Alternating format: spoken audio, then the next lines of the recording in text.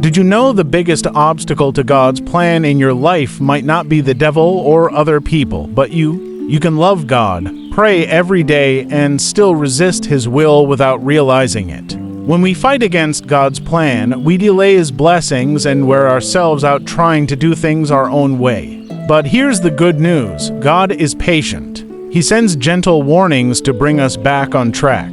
So, if you've been feeling stuck, frustrated, or confused, pay close attention. These are 5 signs you might be fighting God's plan for your life. Sign number 1: constant frustration and closed doors. You keep pushing, but nothing works. Every path seems blocked. That's not always failure. Sometimes it's God's redirection. Proverbs 19:21 says, "Many are the plans in a person's heart, but it is the Lord's purpose that prevails." Think of Jonah. He ran from God and ended up in a storm. Closed doors are often storms of mercy, pulling you back to the right path. Sign number 2: no peace, even in success. You got what you wanted: the job, the relationship, the opportunity. But something's missing. You can't find peace, no matter how much you achieve. Colossians 3:15 reminds us, "Let the peace of Christ rule in your hearts." If peace is gone, maybe it's time to ask, am I walking in my will or God's? Sign number 3: ignoring godly counsel.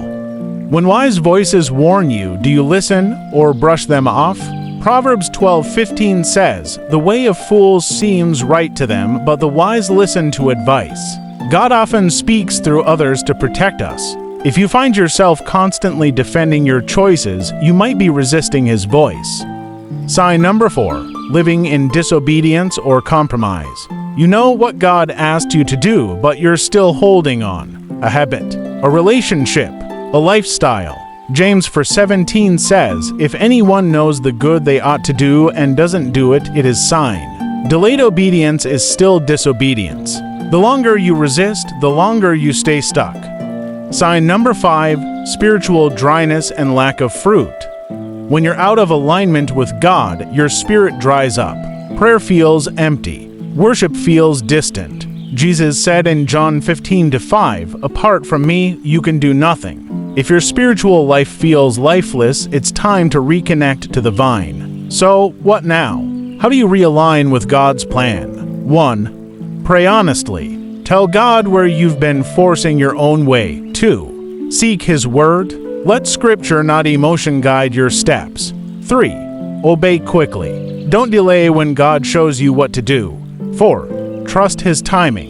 His plan might not match your schedule, but it's always better. Romans 12:2 says, "Be transformed by the renewing of your mind. Then you will know God's good, pleasing, and perfect will."